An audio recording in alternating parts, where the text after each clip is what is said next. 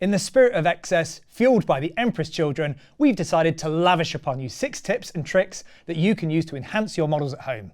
So grab your favourite panoply of paints and weird mastercrafted brush. Let's get stuck in.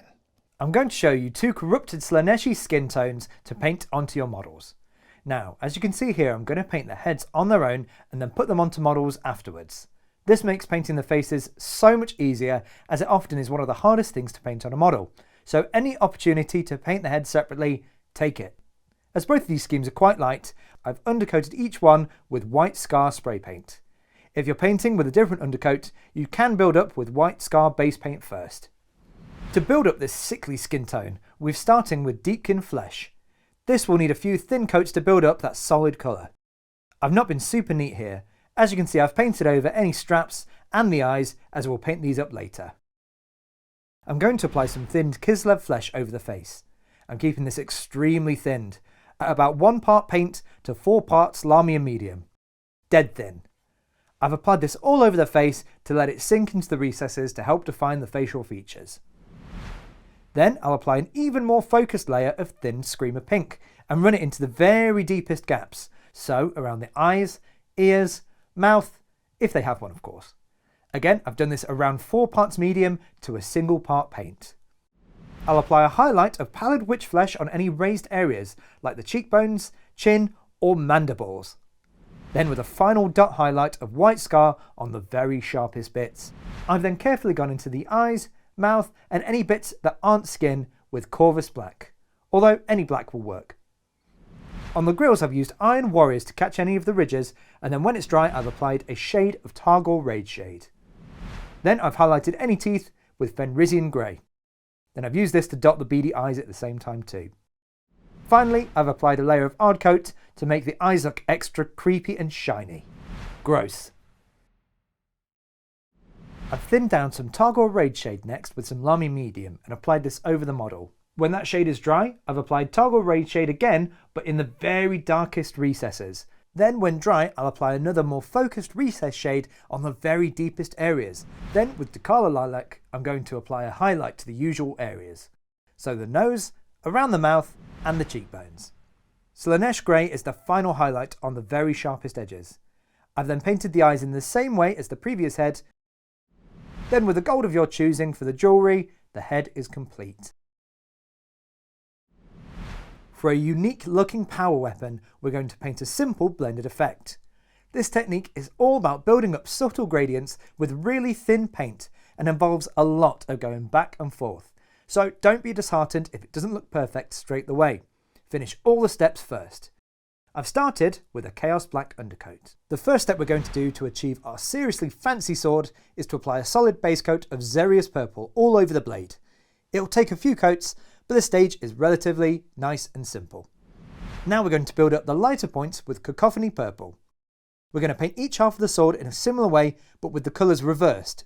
Imagine the sword in 3 distinct areas. We want the lightest point to be on the tip and the bottom of the blade, then the reverse on the other side, so in the middle. Keep this paint really thin and build it up until you have something that looks like this. Now with Genestealer Purple, we're going to help combine these 2 colours together. We want to thin this quite heavily with Lahmian medium or a bit of water. Around 1 part paint to 4 parts water or medium. Then before we apply the paint onto the sword, we're going to take most of the moisture off of the brush so we can apply a really film-like layer onto the model. The key here is to make the transition as subtle as possible. As we're applying such a small amount of paint, each layer dries extremely quickly, so this doesn't really take too long at all. Now with the 3 main colours blocked in, we're going to go back and forth between the original colours, making sure that each part is solid. We want to apply these layers in really thin small coats, like we did beforehand. A cool tip is that most of the paint will be left where you remove your brush, so use this to build up all the colour exactly where you need it. When you're happy, use Stormhost Silver and apply a really thin edge highlight to the entire blade, so on the outside and down the centre on the fold of the metal. This is where this technique really starts to shine, as we can now really clearly see the 2 distinct areas we've painted. But don't be afraid to go back in and tidy up with the other colours until you're 100% happy. Now to tie all the colours in together, we're going to do an all-over shade of Druchii Violet. I've done this with a bit of Lahmian medium and about a ratio of 1 part paint to 2 parts medium. Then I've applied it in a film-like consistency as we did previously. This technique can seem quite daunting, but it's absolutely worth trying as it's not nearly as hard as it first seems. The Empress children have a myriad of different vials and canisters across their bodies, holding all sorts of stimulants and concocted chemicals. Do not ask what they do with them. I've undercoated the model with Chaos Black spray.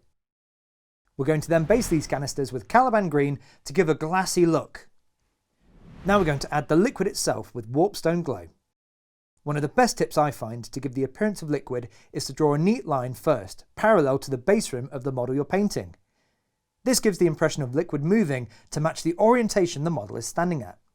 Then, when that's done, paint a solid coat underneath and block the colour in. Next we're going to do another highlight with Moot Green. This is across the edge of the liquid first and then down the side of the glass container. I'm going to add some bubbles in next too by applying thinned dollops of paint on the tip of my brush. When I'm happy with those, I'm going to reapply Warpstone Glow in the centre of each one.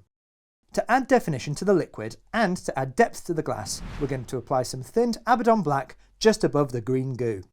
We only need a small amount of this, so add a little bit rather than a lot. As a final touch, I'm going to apply Ard Coat over the glass, as this gives a really shiny appearance and really sells the effect of glass even further. With the range of incredible new models, we don't want to forget the Emperor's Children's roots, so we're going to be painting their classic Heresy scheme, but with a metallic twist. We've started with a Retributor Armour undercoat. I'd recommend using the spray can as it provides a really smooth finish which will work really well for what we want to do. But you can absolutely use the base paint, just keep it really thin and apply it in a few thin coats. With the undercoat dry, I've applied an all-over shade of Reikland Flesh Shade. This will flow into all the recesses and add depth to the model.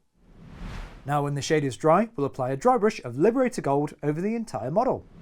Then go back in with an even smaller dry brush of Stormhost Silver over the most prominent edges. This combination of a shade and a dry brush helps deepen the recesses and lift the edges. Perfect for a layer of contrast paint over the top. With a small brush, we'll take some Luxian Purple contrast paint and apply that directly onto the flat surfaces of the armour. As contrast paint is translucent, the metallic undercoat will shine through, giving a really cool effect. On some areas I've had to apply 2 coats of Luxian Purple as the gold is a little bit too prominent, but just build up until you're happy. Then I've done a really quick highlight of Stormhost Silver on the sharpest edges, and then again to unify all the colours, an all-over shade of Druchii Violet. When dry, you can apply Ard Coat yet again over the purple to make it even shinier. Then the model is ready to be painted fully with all the details and colours of your choosing. I'm going to apply Eldari Emerald for a really quick lens effect. This is a super cool and really quick way of getting the armour, trim and lenses ready in no time at all. Perfect for you to add your own custom details to. I'm going to show you how to do some Slaaneshi runes that you can apply onto any bits of fabric or armour panels over your Slaanesh forces. All that's required is a pencil, some paints and a steady hand. So for inspiration, I normally turn to codexes or art books, but before even opening the cover, I've seen these cool shiny runes on the front. I'm going to take inspiration from these and start my process. With my reference photo to one side, I'm going to go get a pencil and carefully draw the symbols on a spare bit of paper before even attempting it on the model itself. As you can really clearly see here, you do not have to be an incredible artist. You start big and then make it smaller whilst also breaking the symbol into easy to draw shapes like lines and circles. When you feel ready, carefully draw it as neat as you can onto the model. In an absolute worst case, you can always repaint the areas of the model using the paints you used previously. With some really thin paint, carefully move the model to make painting the symbol as easy as possible, whilst breaking it down into those easy to paint shapes. I've used Ulthuan Grey here in a really thin consistency of about 3 parts medium to 1 part paint. You don't have to get it right first time either, as we will go back in with the original colour and block it in and refine any of those shapes and sharp points.